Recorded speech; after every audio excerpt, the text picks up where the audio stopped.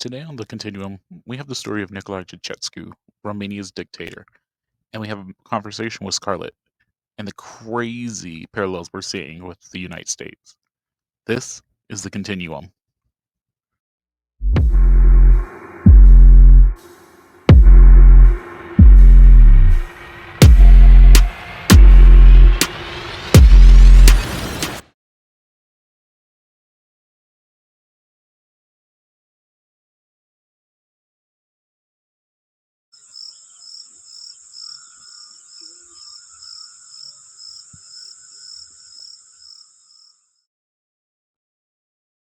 The winter of 1918 was harsh in the small village in Romania.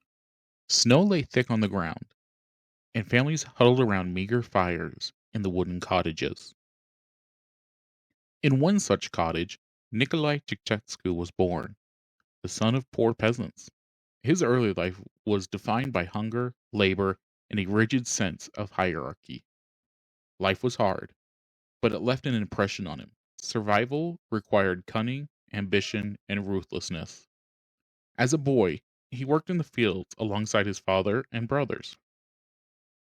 He watched his wealthier neighbors hold gatherings in their large homes, enjoying food he could only dream of. The seeds of envy and desire for power were planted quietly, unnoticed by the villagers. As Romania industrialized, young Nicolae found the Communist Party appealing. Promises of equity and justice spoke to a boy who had only known deprivation. By the mid 1930s, he was a teenage activist, distributing pamphlets, attending secret meetings, and learning the art of subversion. Arrests followed. Nicolae was sent to prison multiple times, enduring harsh labor and beatings, but these years hardened him. He began to understand a central truth of politics. Fear is as powerful as admiration, and loyalty can be bought or coerced. Behind the scenes, he made connections that would later be invaluable. Fellow prisoners, party comrades, and ideologies who admire his determination became his network, a web that would sustain him when he rose to power decades later. By 1965, after years of political maneuvering, Nicolae Ceaușescu became the general secretary of the Romanian Communist Party. At first, Romanians were cautiously optimistic. The memory of Stalinist purges were still fresh, and people hoped for reform. Ceaușescu spoke of independence from Moscow, promising a Romania that could chart its own path. He presented himself as modest and approachable. State media ran stories of him visiting factories, meeting peasants, and listening to the concerns of children. His wife, Elena, was portrayed as an accomplished intellectual, though in reality, her education was limited. Together, they became the perfect image for a devoted, modern ruling couple. But the image was carefully crafted. Propaganda painted Ceaușescu as omniscient, infallible, and indispensable. Newsprinters printed his speeches in full. Schools taught songs in his honor, and murals showed him towering above workers and peasants alike. Citizens were encouraged, subtle at first, to idolize him. Portraits adorned every public office, even schools, every town square. Children were asked to recite loyalty oaths. The cult of personality was not by accident. It was Ceaușescu's calculated strategy to turn admiration into obedience. Behind closed doors, decisions were centralized in a small circle. Dissenting voices were silenced before they could gain traction. The very network he had built in prison now ensured that his rule would face little challenge from within the party.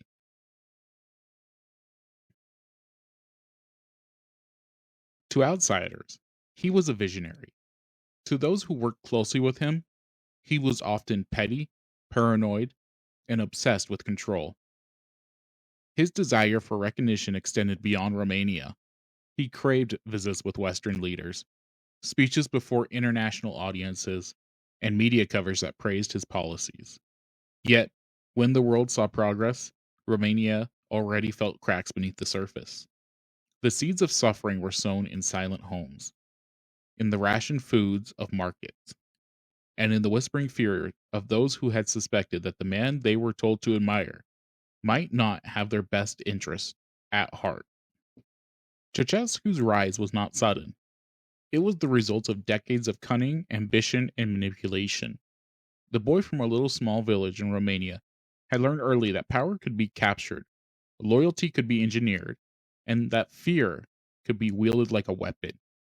By the mid 1960s, Romania was ready to witness a decade by decade transformation under a man whose hunger for power would soon overshadow the needs of the people.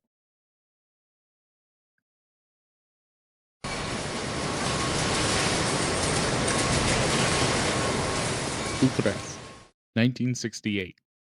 Wide avenues lined with brand new buildings gleam under the sun, while street vendors sold fresh produce from carts. On the surface, Romania looked like a nation on the rise. Factories belched smoke in the distance, and the state media broadcast Ceausescu's vision, a modern, industrialized Romania that could rival the West. Ceausescu borrowed billions of dollars from Western banks. He presented these loans as investments in the nation's future. Giant factories, hydroelectric dams, and industrial complexes were constructed across the country. At first, the project seemed to promise jobs, growth, and a new sense of national pride.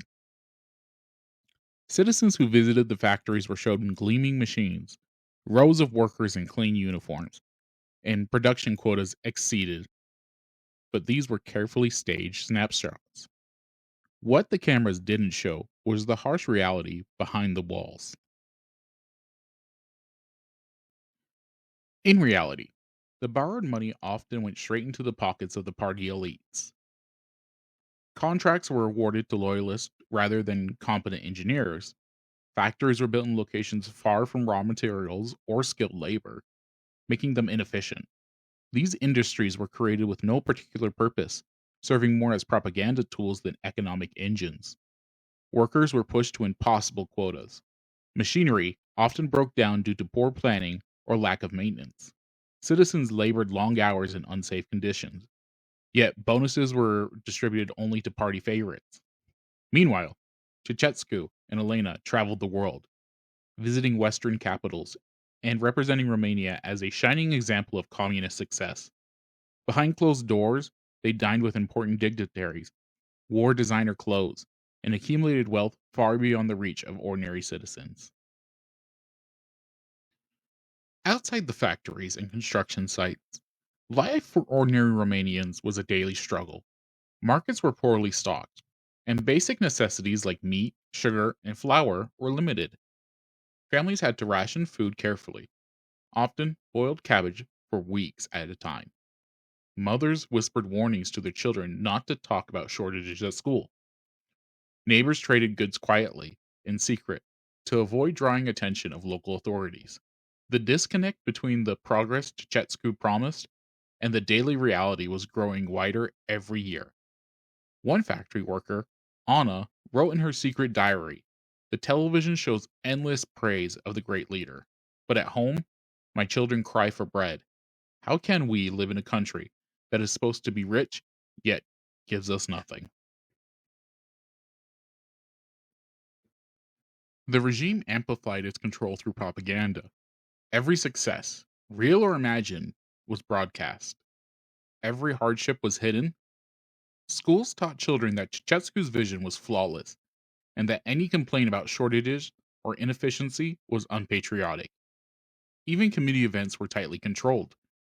Workers' committees reported not only on production, but on political loyalty. Letters of complaints were monitored. Whispers of dissent reached the ears of the Securitate, the secret police. Fear and admiration existed side by side, creating a society that appeared compliant, yet was quietly simmering with frustration. By the late 1970s, the illusion of progress began to crumble. Factories produced little of value, and the economy faltered under the weight of the loans and mismanagement. Citizens felt the effects in their homes. Shorter supplies of heating fuels, longer lines for basic goods, and he sensed that their labor was benefiting only the elite. Yet, Ceausescu remained blind, or perhaps indifferent. He publicly boasted about economic independence, never acknowledging the struggles that were becoming impossible to hide. His obsession with appearance outweighed the reality that people were starving while he flaunted wealth and power. The late 1960s and 1970s in Romania were a study in contradictions. On one hand, the world saw a leader promising modernization and industrial might. On the other, millions of Romanians enduring long workdays, empty shelves, and a growing sense of despair. Ceausescu's reign was beginning to reveal its true nature: progress for propaganda, suffering for people, and wealth for the dictator. The cracks in his empire were small at first, but they were growing, and people started to notice.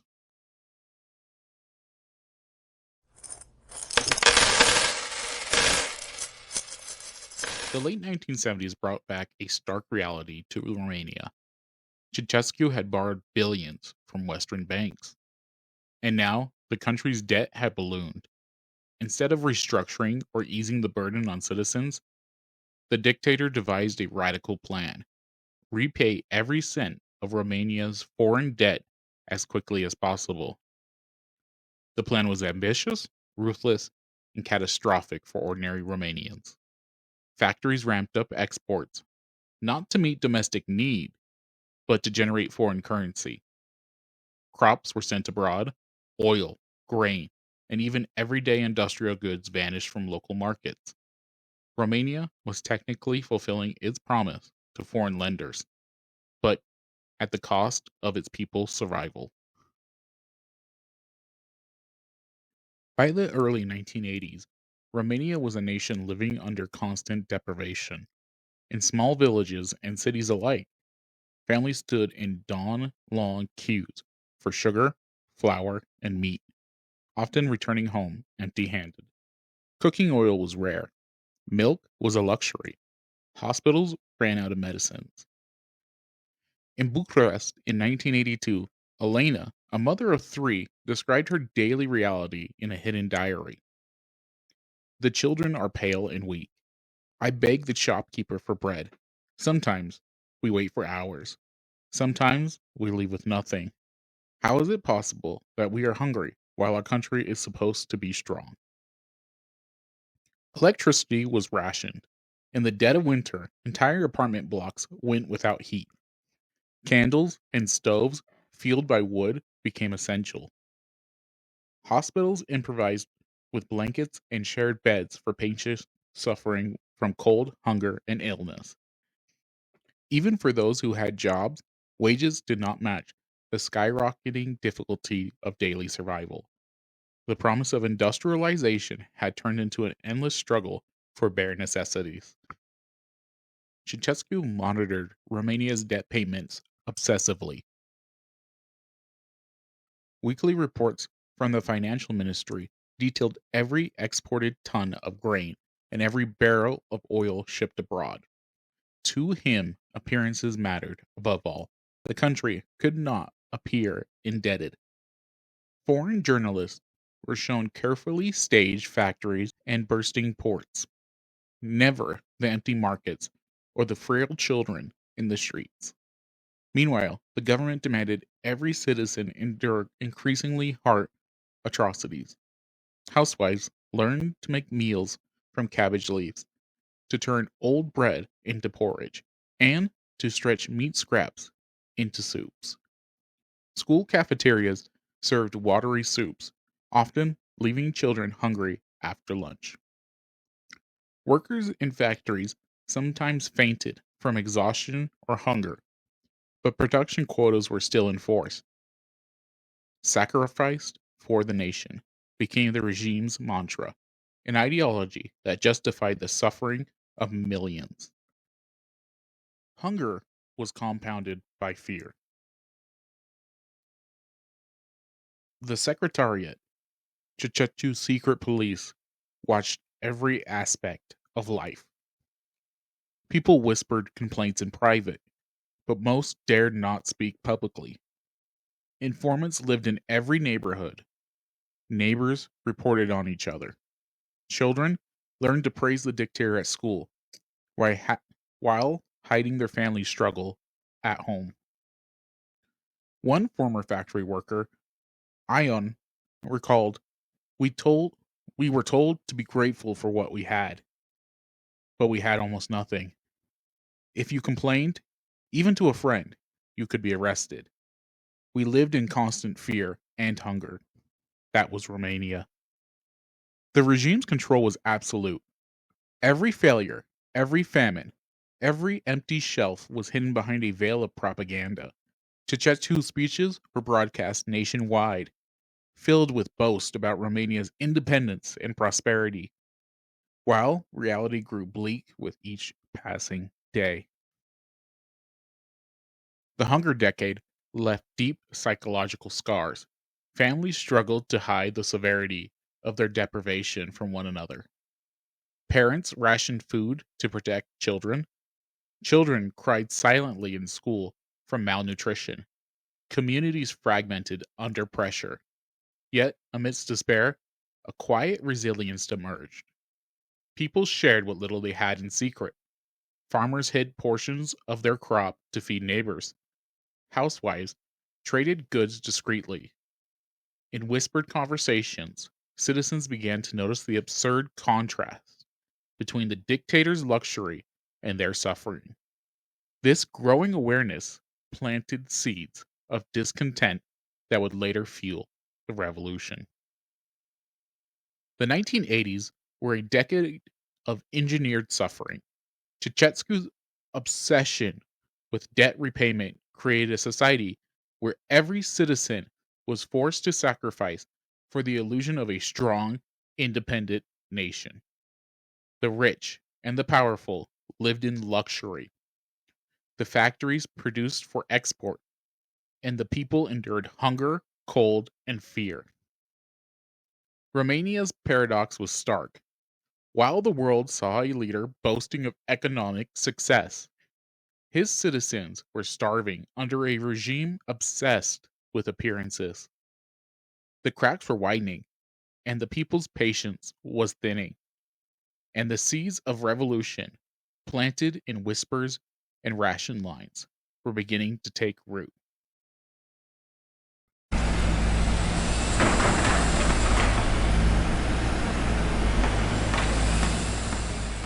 Bucharest, 1984. At the heart of the city, bulldozers tore through historic neighborhoods. Entire blocks of homes, centuries old churches, and schools vanished in days. Families were given hours, or sometimes mere minutes, to gather their belongings before their houses were reduced to rubble. This devastation paved the way for Ceaușescu's crowning achievement, the Palace of the People, known today as the House of the People. Intended to be the largest administrative building in the world, it was a monument to Ceaușescu himself, a palace that declared his vision, power, and vanity. The scale was staggering. Marble from Italy, crystal chandeliers from Austria, and grand staircases imported from France were all brought in. Every detail screamed opulence, yet every brick was laid while Romanians outside were starving and freezing in their homes. Tens of thousands of families were forcibly removed from their homes. Many lived in crowded apartments or with relatives after losing everything. Children lost their schools, and elderly citizens lost the neighborhoods that they had lived in for decades. One former resident, Maria, recalled, "We were told to leave immediately. Only the belongings we could carry were allowed. Our home, the place where my children were born, it was gone in hours. We were nothing to them, nothing at all." Workers drafted for the palace's construction labored under brutal conditions. Many endured 12 to 14-hour shifts, often without proper nutrition. Because food was being exported abroad, some collapsed from exhaustion, injuries were common, and safety regulations were ignored. Yet, no one could complain. The Securitate ensured compliance through fear. Inside the palace, Ceaușescu and his inner circle hosted lavish banquets. Imported wines, delicacies, and fine silks were the order of the day. Extravagance in the palace contrasted violently with the daily life of ordinary Romanians. In apartments across Bucharest, families huddled under blankets, rationing fuel for cooking, and ate watery soups to survive. Candles flickered as children struggled to do homework in near darkness. Heating was restricted in the winter. Power outages were common. One teacher described the contrast. Every day, we saw the same news reports praising the palace, praising the great leader. Meanwhile, my students came home from school weak from hunger. Every brick of that building felt like a slap in the face to the people like us. The Palace of the People was not just a building, it was a statement. It demolished Ceausescu's absolute control and his obsession with imagery. To him, it was a sign of Romania's greatness. To the people, it was a symbol of cruelty, theft, and indifference. Every room, hallway, and marble column represented the suffering of those who were displaced, the food that never reached the population, and the forced labor of countless workers. It was grandeur built on blood, fear, and hunger. By the mid 1980s, the contrast between the dictator's life and the population's misery had become impossible to ignore. Even in the safest whispers, people spoke of the injustice. How can he eat caviar while my children cry for bread? How can he live in the warmth while we shiver in freezing apartments? Rumors of hidden wealth, secret escapes, and luxury trips fueled anger. The palace became a tangible reminder of everything wrong with the regime, a visible monument to Ceausescu's greed. Even the party loyalists began to question priorities. While they could not speak openly, the seeds of dissent were quietly spreading among workers, neighbors, and families displaced by the construction. The Palace of the People was Ceausescu's dream realized, a testament to his vanity and obsession with control.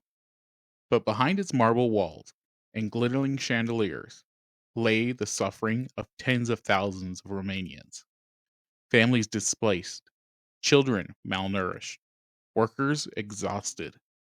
The place stood as a monument to corruption and the human cost, a symbol of the vast divide between a dictator and his people. By the time the palace neared completion, the nation's patience was fraying. The people could no longer ignore the stark inequalities, and the contrast between the opulence and the deprivation fueled the quiet anger that will soon ignite into revolution.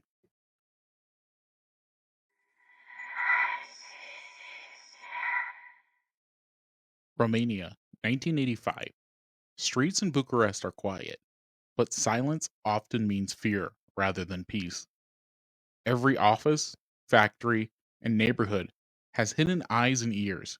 The Secretariat, Ceausescu's secret police, maintained one of the most intrusive surveillance networks in the world.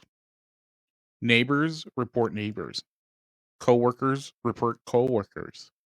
Even children are encouraged to praise the regime and alert authorities to any sign of disloyalty. A casual complaint could be interpreted as treason. A whispered criticism could lead to arrest. Fear was the invisible infrastructure of Ceausescu's dictatorship. Inside apartments, families learned to whisper. Conversations in the presence of strangers were rare. Letters are censored. Phone calls are monitored. Rumors of arrests spread like wildfire. No one knew who might be listening, who might report, who might disappear. Elena, a seamstress in a Bucharest factory, remembered, I never spoke of my struggles openly. My neighbors had vanished after complaining about food shortages. We whispered, and even then, we felt the walls listening. Fear permeated every layer of life. Citizens grew accustomed to secrecy, learning to hide complaints, ration not only food, but words.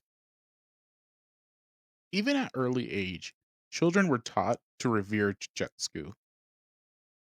Schools displayed portraits of the dictator and his wife. Curriculum included songs and essays praising his leadership. Students learned to report disloyal classmates. Even playtime had political undertones. Children were asked to memorize party slogans and demonstrate loyalty in competitions. At home, parents struggled to balance protecting their children and surviving under the constant gaze of the Securiat.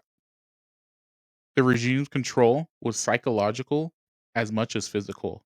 People learned to self censor, hiding dissent in both speech and thought. Those who dared to speak out faced harsh consequences. Writers, journalists, priests, and ordinary citizens were arrested, interrogated, and often imprisoned in harsh conditions. Some were tortured, others disappeared entirely, leaving families with nothing but silence and uncertainty. Workers, like Mihai, who tried to complain about the unsafe factory conditions, recounted, the Securiat came to question me. They asked me about everyone I worked with, everyone I talked to. I was released after days, but I knew they would watch me forever. Fear became part of life. Even private dissent became dangerous. Rumors, journals, and secret meetings could be interpreted as threats to the state. In a society built on mistrust, solidarity was difficult to achieve. Surveillance wasn't just about control, it shaped daily survival. People adapted, families hid extra food, citizens whispered about shortages, trades, and secrets in code. Farmers smuggled small portions of grain to feed neighbors. Teachers passed notes quietly in classrooms. The nation's fear extended to every social interaction. Trust became scarce. Loyalty was often performative, but amidst the repression, small acts of resistance and solidarity persisted. People found ways to survive, to help each other quietly, and to maintain some humanity in a system designed to strip it away. By the mid 1980s, the contrast between the state's propaganda and daily life had become impossible to ignore. Citizens knew that the grand speeches, glowing television reports, and the portraits adorning schools were lies. The palace, the parades, the accolades, they belonged to the dictator and his inner circle. Rumors circulated. The elites lived in luxury while the majority froze in unheated apartments and scavenged for food. Fear persisted, but so did simmering anger. The surveillance network could enforce silence, but it could not erase the collective memory of suffering and injustice. By the end of the 1980s, Romania had become a nation under permanent watch. Fear, surveillance, and psychological control were tools of oppression as effective as rationing food and forced labor. But people endured hunger, cold, deprivation, but the ever present eye of the security ensured that anger stayed hidden. Even so, the seeds of discontent were growing, quietly nurtured in whispers, in hidden journals, and in shared understanding of injustice. A nation may be silent under fear, but fear cannot indefinitely ease the longing for freedom and justice. Romania was on the edge, and the cracks in Ceausescu's iron grip was widening.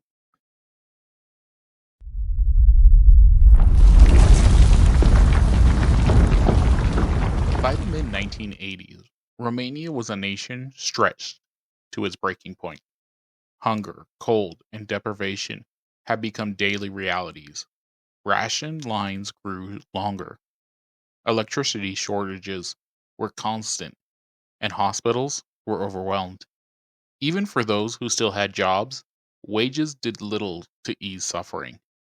Yet, the regime continued its facade. Ceaușescu's speeches boasted of economic progress, while state media flooded television screens with images of smiling workers and thriving farms. The people, however, had begun to notice the stark contradiction. In quiet whispers at home, in dimly lit kitchens, and in hushed conversations in factories, citizens shared their frustration. He lives in luxury, while we freeze, they said. He eats imported food, while our children go hungry. These small murmurs, once easily dismissed by fear, began to coalesce into growing, quiet discontent. The first sparks of resistance emerged in local communities. Workers in factories began to slow production or call in minor sick days as subtle protests. Farmers hid small portions of grain or refused to meet impossible quotas. University students and intellectuals circulated clandestine writings criticizing the regime's failures. In Timirosos, a city in western Romania, unrest began to simmer. Citizens grew emboldened by small acts of defiance. The oppressive surveillance and the fear that had long suffocated voices could no longer contain every spark of dissent. On December 16, 1989, events escalated. Authorities attempted to forcibly evict a Hungarian pastor, Lazos Tokes, who had once openly criticized the regime. Residents of Timirosos protested, initially in small numbers, demanding justice for the pastor. The regime's response was brutal. Military and police forces opened fire on demonstrators. Civilians were killed in the streets. But instead of quelling unrest, the violence ignited nationwide outrage. Citizens realized that fear could no longer silence them. The small local protests quickly snowballed into citywide rebellion. Ordinary Romanians, teachers, factory workers, students, took to the street to resist not just the eviction, but years of starvation, fear, and oppression. News of the protests spread rapidly, even though the regime tried to suppress it. Citizens in other cities began demonstrating, chanting slogans that were unthinkable weeks before. Down with Ceaușescu, we want freedom. Every element of the army and the police began to question orders. The loyalty that Ceaușescu had relied upon for decades began to fracture. Rumors circulated of defections, and for the first time, the people sensed that the regime was vulnerable. Ceaușescu, oblivious or unwilling to face the reality, attempted to maintain control. He delivered speeches to the nation, calling the protests the work of foreign agitators and asserting that Romania was strong and united. But the people could see the truth with their own eyes: empty shells, freezing apartments, starving children, and soldiers refusing to fire on civilians. The once imposing image of the dictator was crumbling in real time. Citizens whispered to each other, "We've waited too long. This is our chance. We cannot fear him anymore." The cracks in the regime's armor were no longer hidden. Fear still existed, but hope, long buried under oppression, had begun to resurface. By late December 1989, Romania was poised on the edge of revolution. Years of hunger, surveillance, and corruption had left the population desperate for change. The protests in Timisoara were more than a local uprising. They were the spark that revealed the fragility of Ceaușescu's iron grip. For the first time, ordinary citizens realized that the dictator could be challenged. The seeds of rebellion, sowed through the decades of suffering, were now ready to grow. Romania had reached a tipping point. The stage was set for the confrontation that would shake the nation to its core. and bring the dictator's rule to a sudden and violent end.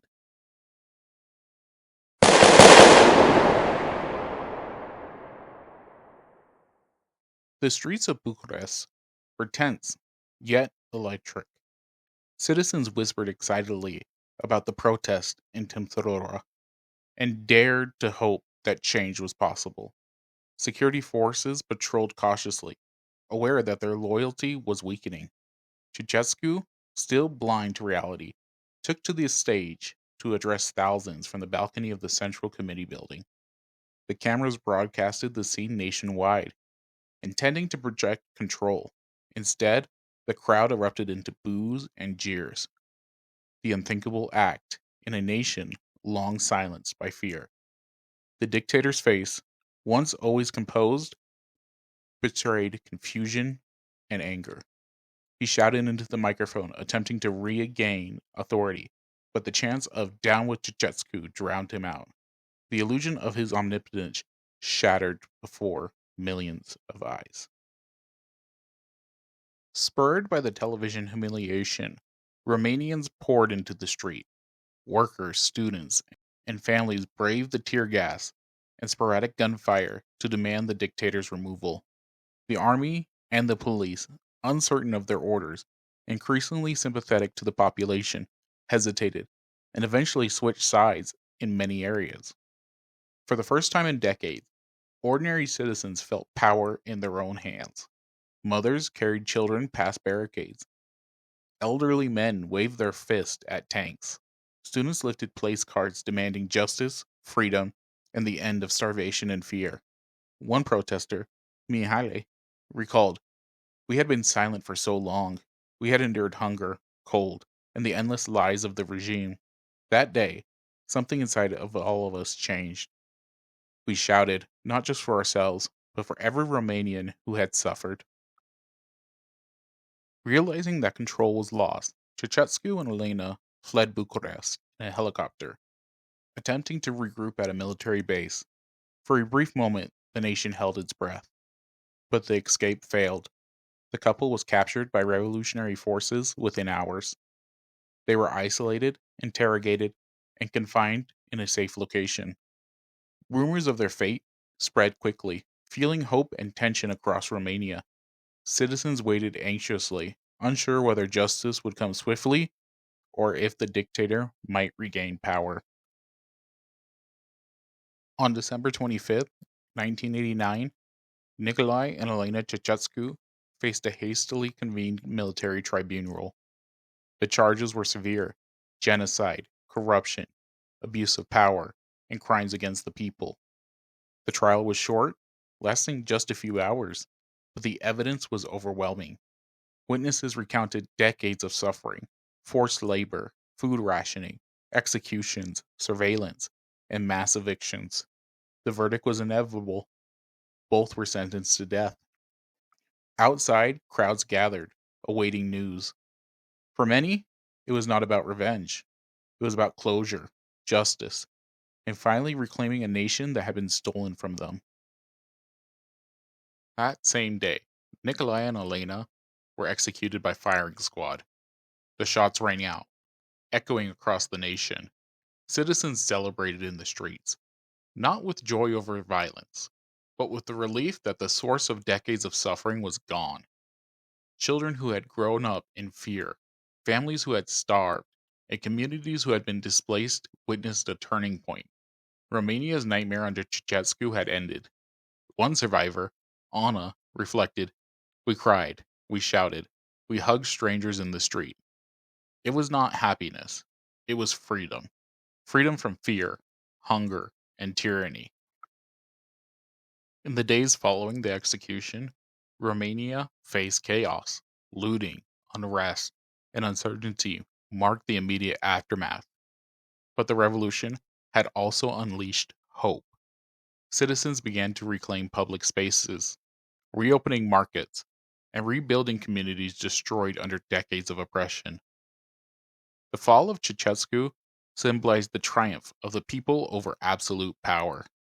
It demonstrated that even the most oppressive regimes, sustained by fear, hunger, and surveillance, could not endure when the citizens found courage and unity. The fall of Ceausescu was swift, dramatic, and inevitable. Years of corruption, greed, and oppression had created a brittle empire, held together only by fear. When the people finally rose, they shattered that illusion of invincibility. The dictator's end was both a moment of justice and a symbol of liberation. Romania had survived the nightmare of a regime oppressed by power, vanity, and control. The streets were now theirs, and a nation now long silenced began the arduous journey to rebuild, remembering the suffering but determined to reclaim its dignity.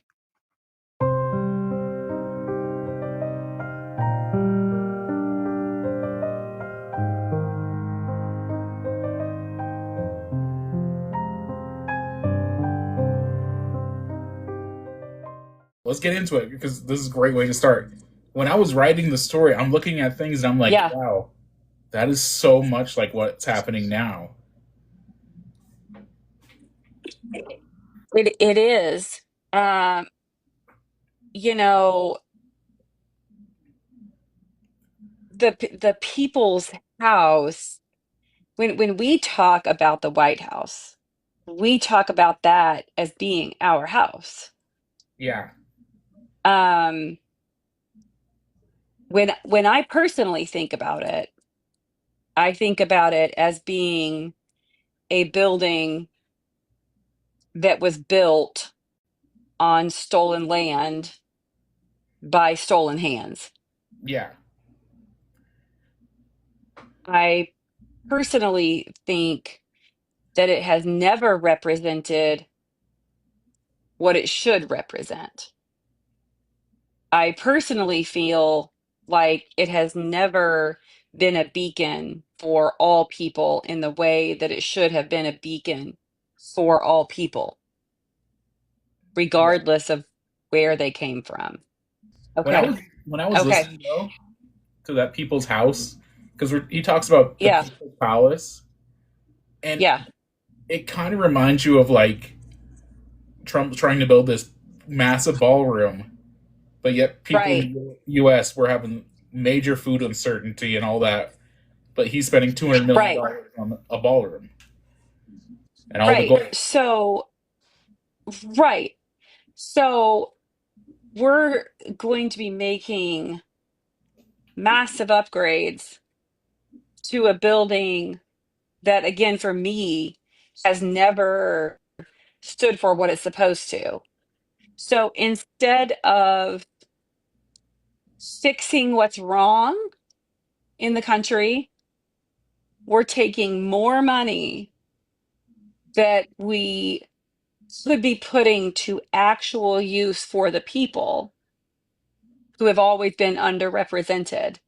Yeah, And we're using that money in a gaudy and showy exercise of power, what, to emulate Putin?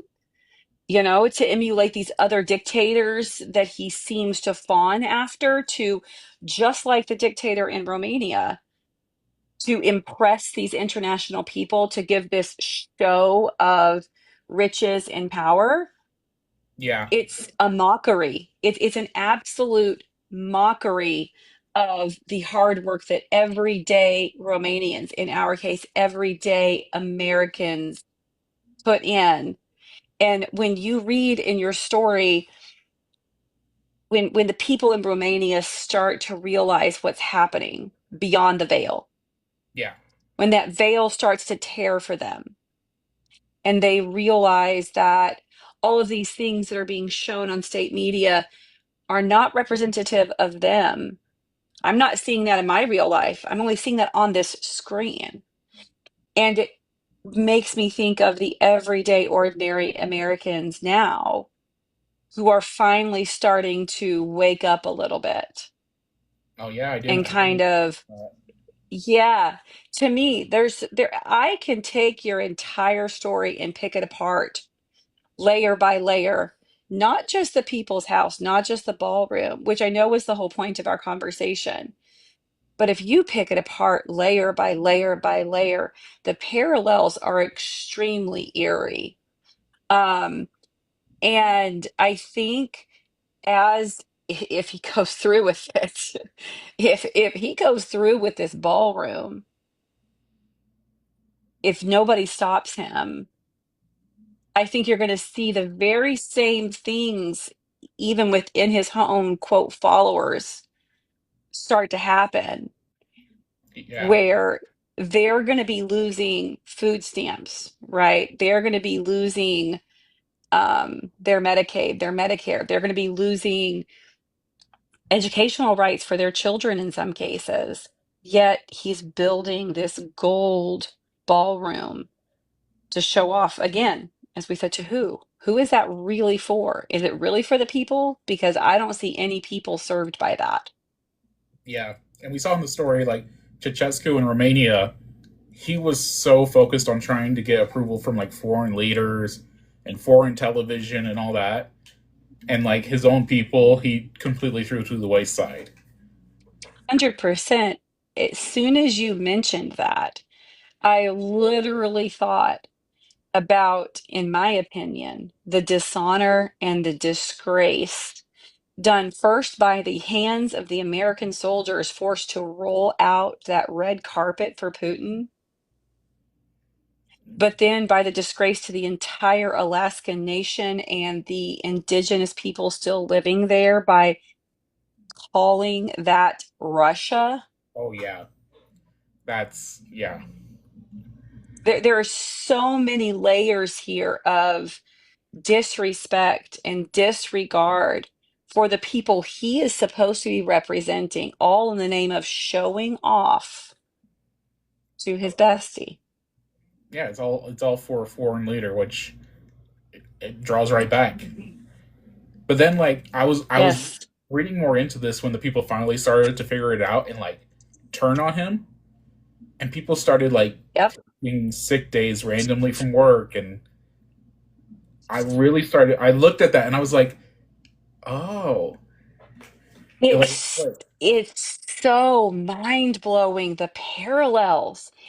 I could read your script that you sent to me, and I could listen to you talk on that story, I'm telling you, a dozen times and find new, extremely uncanny parallels.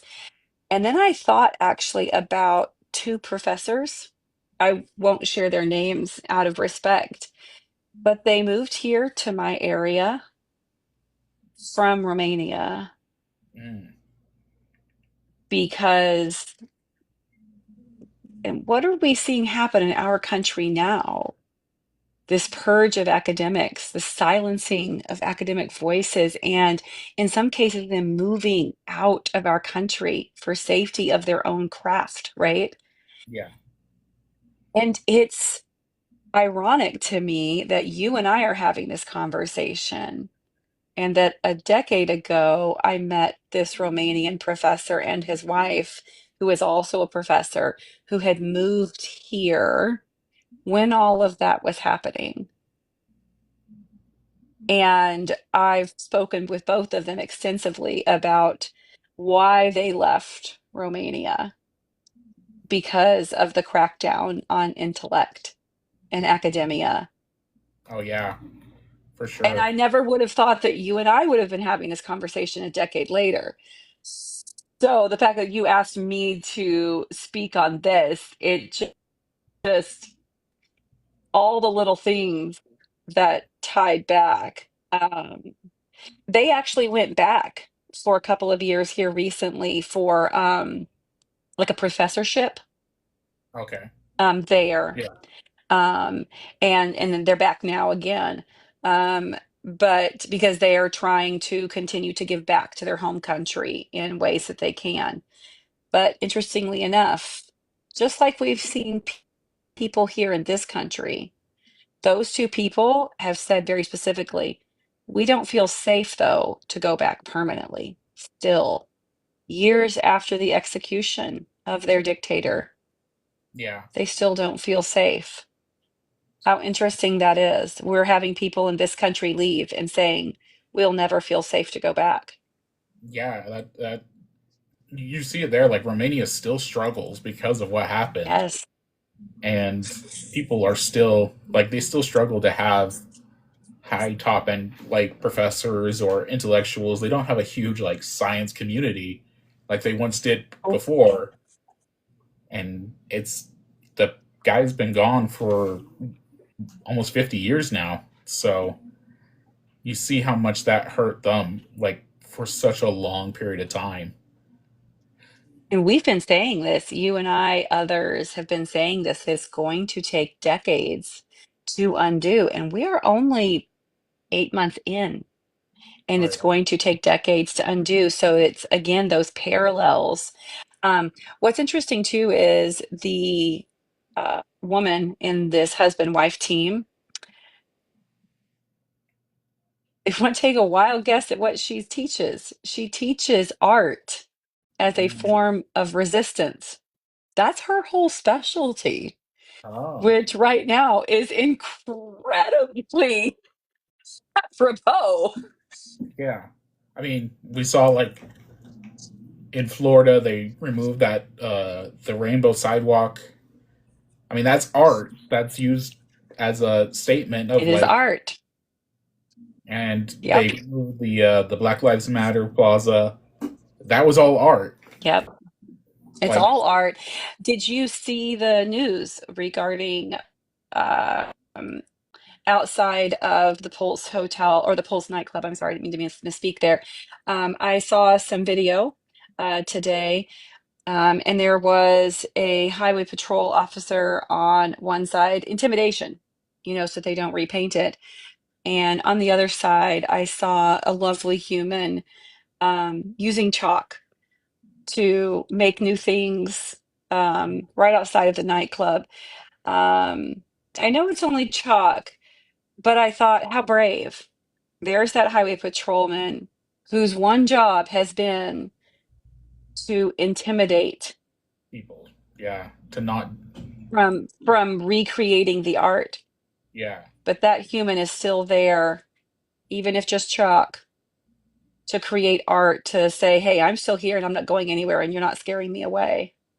yeah. And in the story, like Um, you see that he uses intimidation through his like secret police force all the time, and now we're kind of seeing it yes. here. Yeah, when you mentioned in the story about neighbors telling on neighbors and children telling on children and all of the different examples that you gave, I thought very specifically of the hotlines that they have set up to turn people in, the flyers that we have seen been put up to turn people in. And again, just like so many points of your story, I can go, well, then this is what's happening here. And that's what happened then, and this is what's happening now. It's how other people don't see the signs is beyond me. Even if you don't know the story of Romania, how do you not see the issue with these kinds of things popping up? How do you not see the red flags, the writing on the wall, so to speak? Yeah, for sure. I think a lot of people just don't realize it, and they do it. It's not just happened in Romania.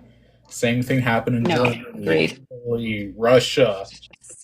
Like it's the same playbook. It's just nobody's really noticed. I think that you could take this same script, but as you said, change the country and write the same play by play of how that one person rose to power, how they took down an entire system, how they suppressed an entire people. Um, and then I think you could take and draw the same parallels. I think that's also why, in one sense, Trump wants to create this ballroom, because if we look at the pictures that we have seen from Russia, it looks the same as what he's trying to build in our people's house. It's the exact same. All of the gold, the opulence, the overabundance, this showy environment that he's wanting to create. It is. nothing to do with our country and the greatness that he thinks he's going to be rebuilding, and Yeah. everything to do with impressing these other leaders in cementing his own power, in paying homage to him own self. Yeah. I mean, because as you mentioned, the portrait issue, think about the portraits that he has removed from places of honor in the White House and what he's replaced them with, Oh yeah. He's the wall of merch. the wall of merch. He has those. They're all like AI photos too that he's put up and stuff like that. It's all about Yeah. him just making himself seem more grandiose. It's not about actual ruling or actual being a president or any of that. No, agreed. So I thought Agreed. that was Um, a great parallel. yeah, it really is. And you know, I don't have a crystal ball. I don't know if this ballroom is going to happen. I know that's the plan. I know that's steamrolling full ahead in his brain, right? Um, and amongst his little lackeys there. Yeah, But if it does happen, I think it's going to end up whatever time frame ahead of now, the same thing as a museum of what should never have happened. An example of how not to behave, an example of how not to lead. oh yeah, Um, and I think if it does happen, um, it's going to continue to rip the veil for people who haven't seen it rip yet. yeah. I And I think some people's rose-colored glasses are going to start to fade. yeah, especially as things get harder economically, because I think that's one parallel you see a lot is Yes. economically the countries always start to suffer, Yep. but the dictator at the top always tries to live in a luxury that the normal citizens looking at like, wait, we're struggling, but you're just taking our money to live luxury.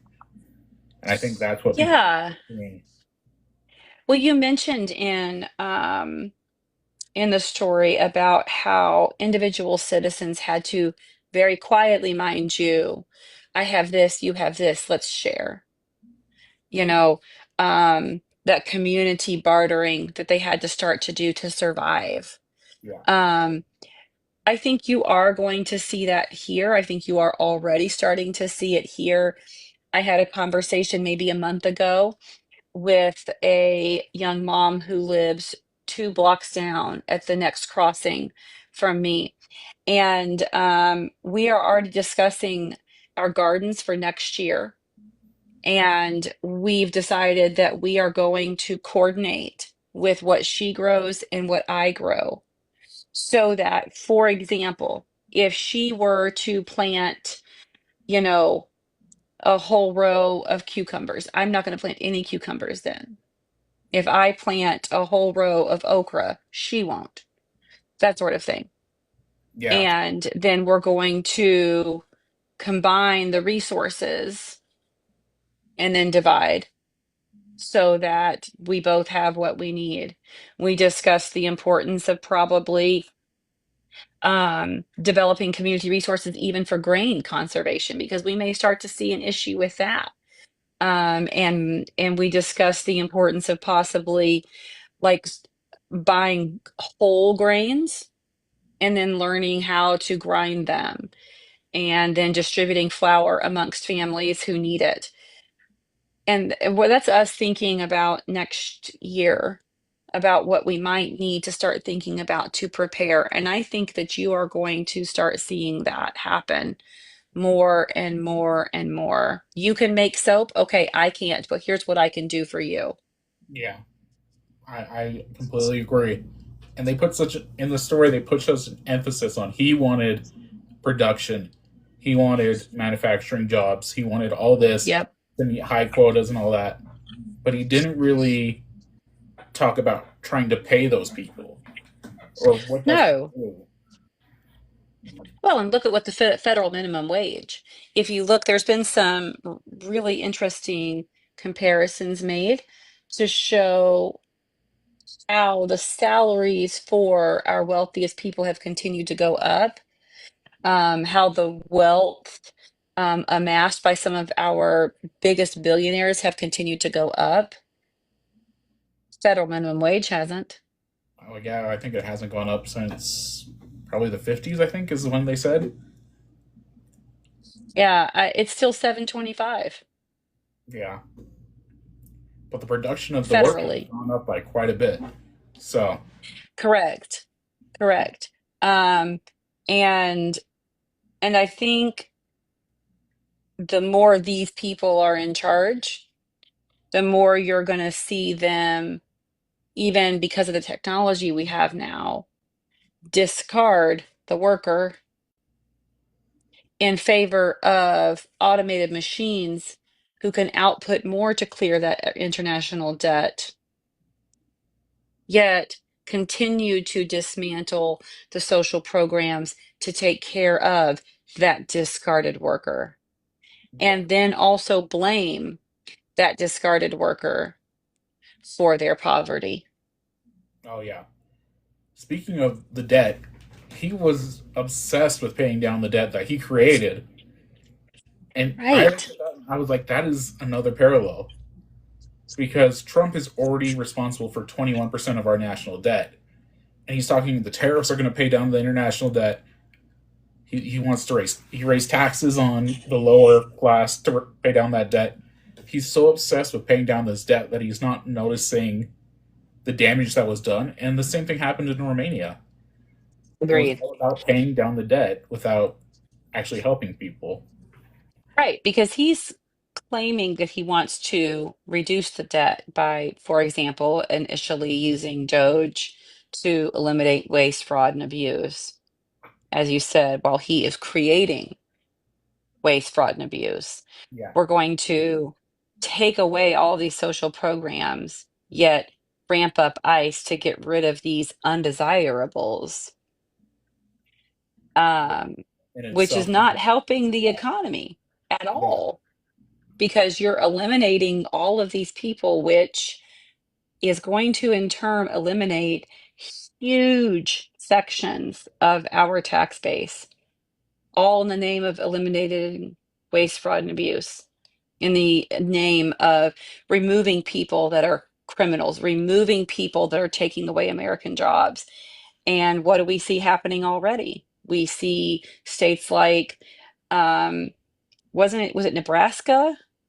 I think there was a governor that was complaining that they don't have, Oh yeah, Nebraska. I'm I pretty think it was sure. Nebraska.